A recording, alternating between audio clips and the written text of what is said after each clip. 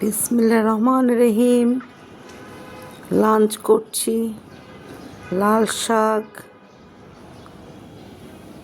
এখানে শুটকি, রূপচাঁদা মাছের শুটকি দু পেঁয়াজা করা হয়েছে।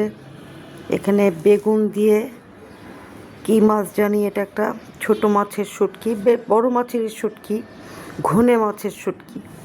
এটা চিংড়ি মাছ দিয়ে মিষ্টি কুমড়া।